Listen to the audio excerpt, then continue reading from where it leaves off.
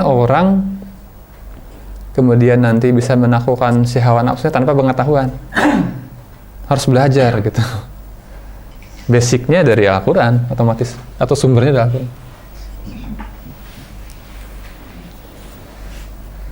Tadi ada istilah zok tuh Pak. Zok tuh perasaan batin. Iya.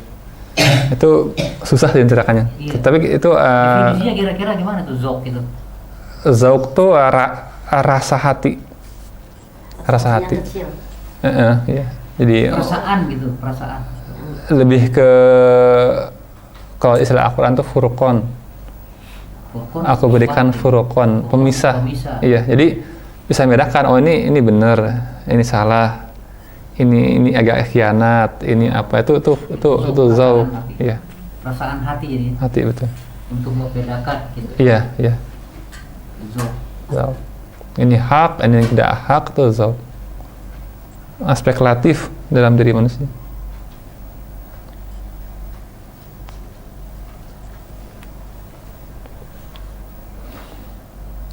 Tadi itu setelah 45 ayat 23, kemudian tadi surat Furqan 25 ayat 43-44. Untuk melengkapi tentang hawa, silahkan lihat surat Al-A'raf surat 7. 45, 23. Iya.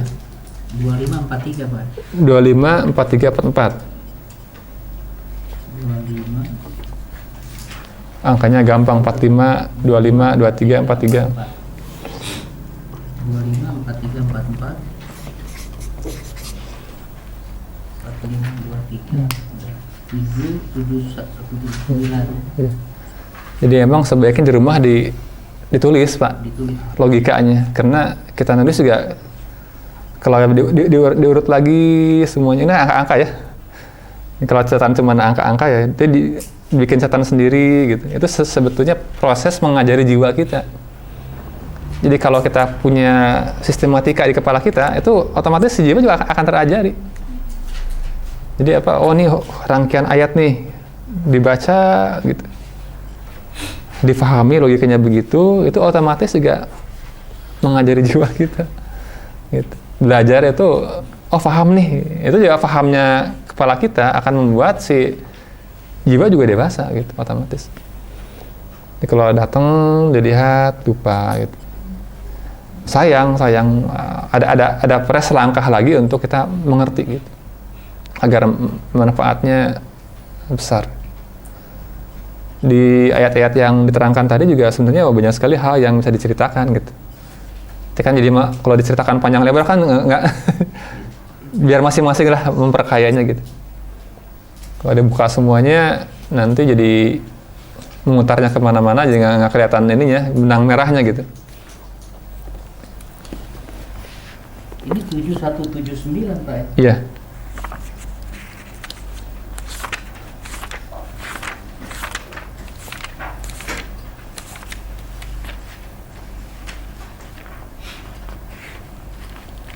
Nah ini juga produk kalau mempertuhankan hawa nafsu tadi kan ya. Ini akibat aja. Akibatnya. Yang lahum qulubun la yafqahuna biha gitu. Akibat. Dan semuanya kami jadikan untuk neraka jahanam kebanyakan dari jin dan manusia. Mereka mempunyai hati tapi tidak dipergunakannya untuk memahami gitu. Mereka mempunyai mata tapi tidak dipergunakan untuk melihat. Mereka mempunyai telinga tapi tidak dipergunakan buat mendengar. Mereka sama tuh di sini. Ulaika kal an'am balhum adall. Mereka itu seperti ternak, bahkan mereka lebih sesat lagi. Artinya apa yang diuraikan dalam surat Al-A'raf ini kan orang yang mempertahankan hawa nafsu, betul nggak? Karena di surat Al-Furqan tadi ini ilahu hawahu gitu. Di sini ceritakan kal an'am, ini kal an'am, cuman lebih detail lagi ini gitu. Di jahanam itu tempatnya. Iya.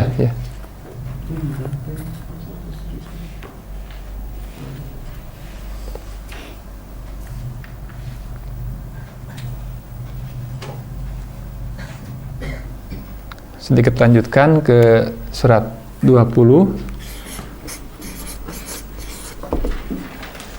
ayat 124 125.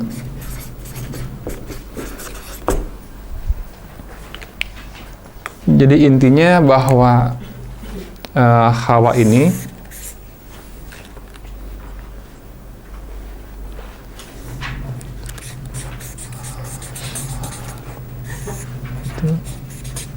menjadi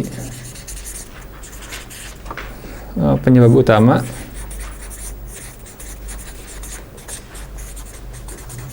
kebutaan qalb.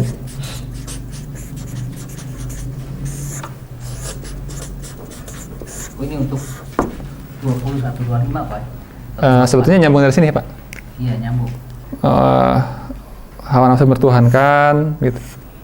Dari hawa nafsu ini kan kemudian tadi apa? Ya, sistematikanya ya. Nanti orang yang tidak bisa melihat, tidak bisa mendengar gitu. 124 itu. Iya. 20 124. Betul. 125. Betul.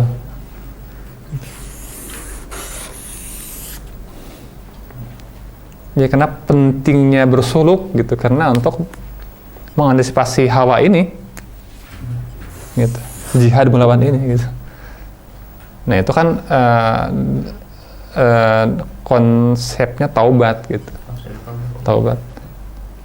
Kembali kepada Allah dengan memutus semua tarikan ke arah yang menyimpang dari jalan Allah gitu.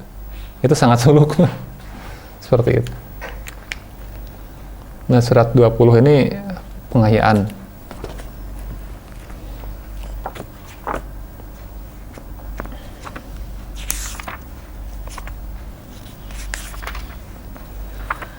Jadi kalau bisa sekarang kita bisa tidak dengki gitu.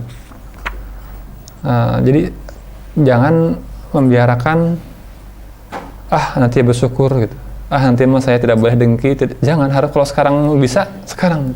Jangan pakai nanti gitu. Jangan pakai nanti terus gitu, tidak pernah dicapai itu. Pokoknya nanti saya mau tobat. Itu sifat hawa itu. Itu kecerdasan hawiyah. Itu ada hawa quotient. Hawa quotient. Jadi kalau itu sangat tipikal nanti gitu.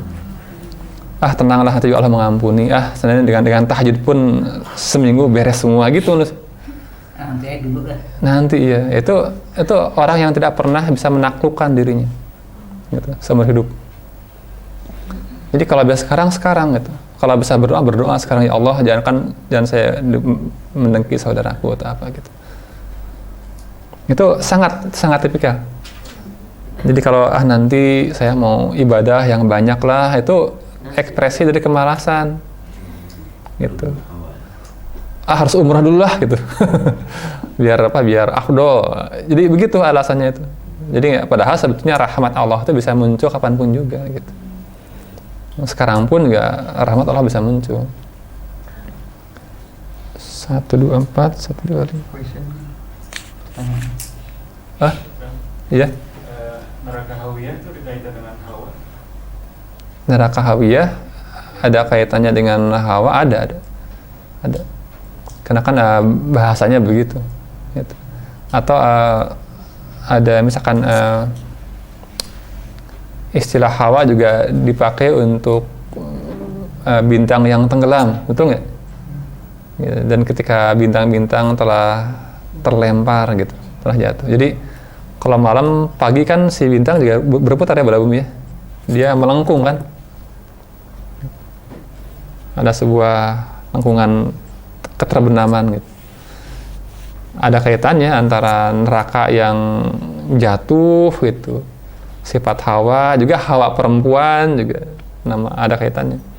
Seperti Adam sama Adam ada kaitannya. Nabi Adam dengan istilah ma'adum Adam, ketiadaan ya, ada kaitannya gitu. Ada kaitannya.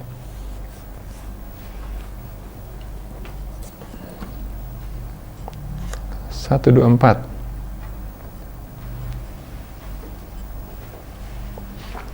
Wa man a'rada an dzikri fa inna lahu ma'isatan dongka.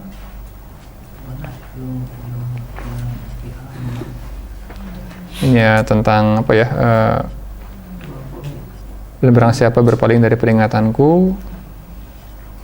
Peringatan ini sahabat-sahabat itu terkait dengan ayat di atasnya sebenarnya, itu tentang taubatnya Nabi Adam alaihissalam gitu, bahwa taubat itu wajib gitu.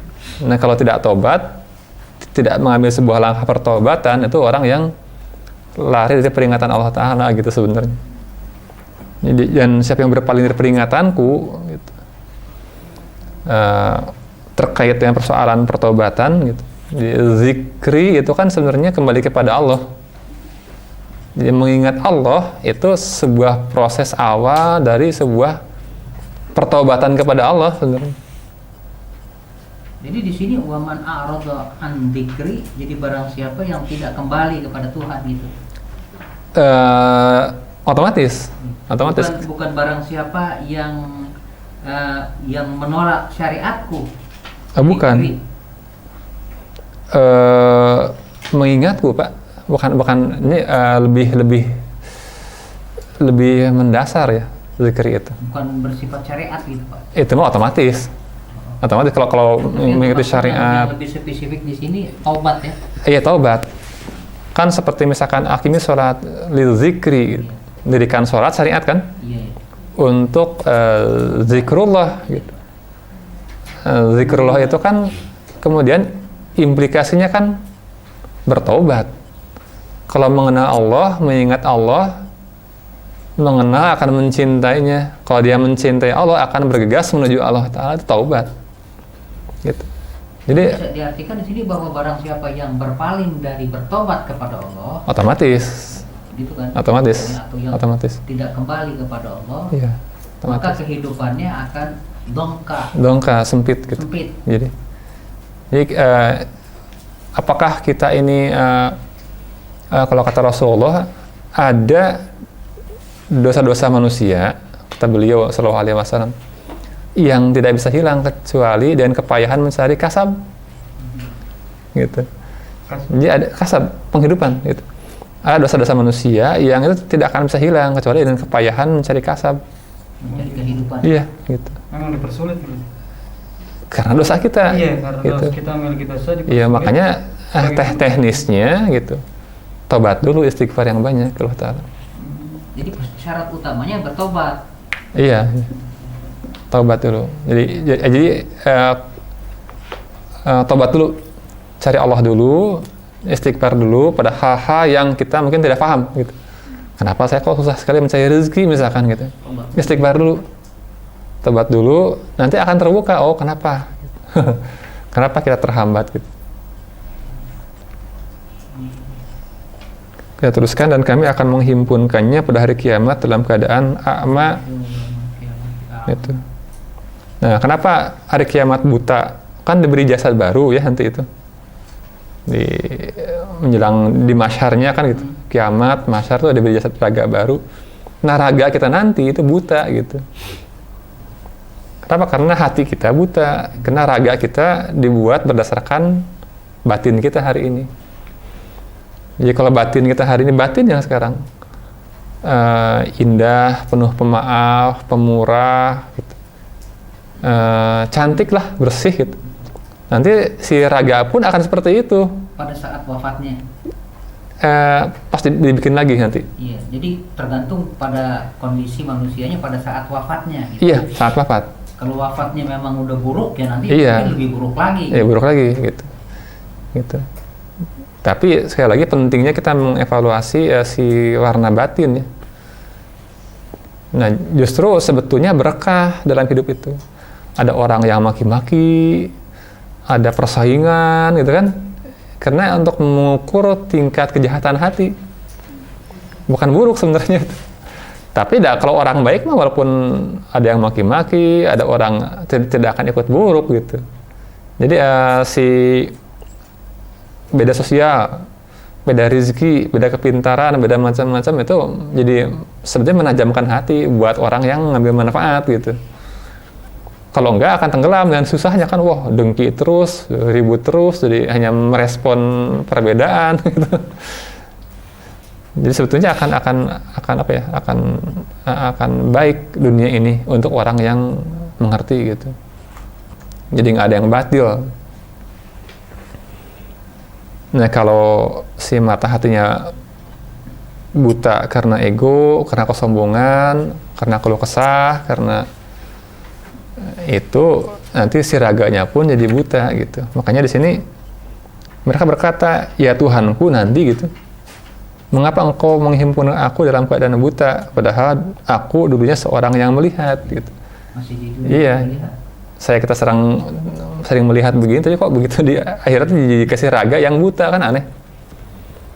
Itu juga dalil bahwa sebenarnya raga nanti di hari berikutnya, di hari akhirat itu adalah batin kita hari ini gitu.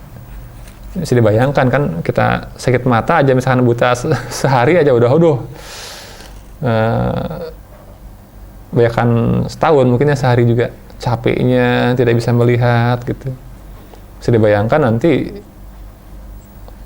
panjang sekali, bukan sehari. Jadi dari sekarang kita harus melatih agar tidak buta. Nah, nyambung ke surat 20 sedikit lagi, surat 22. 2246. Iya, 22.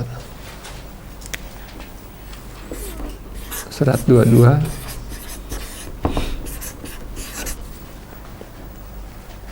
Ini ada jawabannya di situ.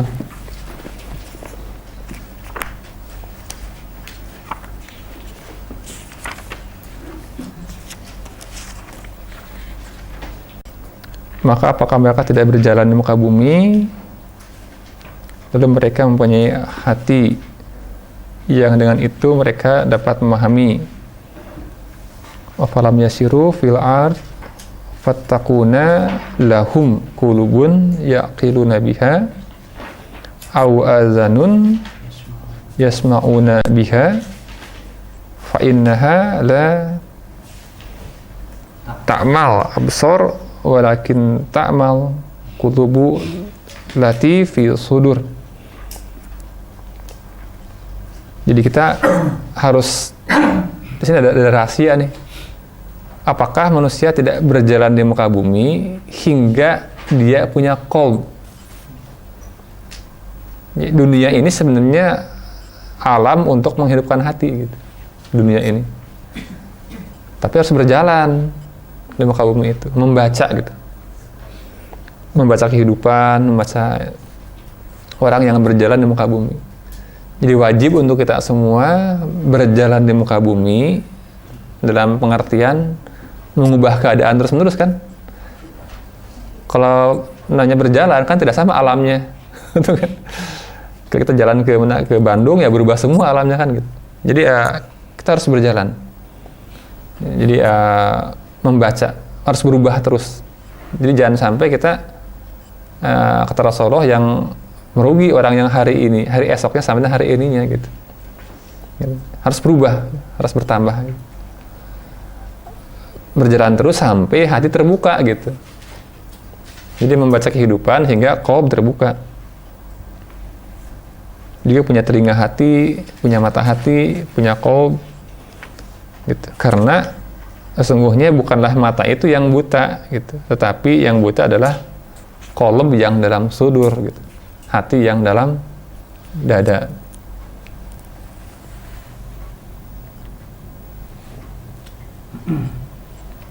Itu apa topik hari ini. Nah, insya Allah minggu depan tentang dua rahmat Allah. Itu kan ada sambungannya Pak, 124, 125, 126. Nah, diharapkan dibaca ke bawahnya semua dibaca gitu. Ini kan poin-poinnya aja. Poin-poinnya. Karena tadi yang kenapa misalkan orang untuk zikir itu terkait dengan taubat gitu. Ada kaitannya ke belakangnya. Ada kisahnya. Enggak. Mungkin ada ini ya Pak, ada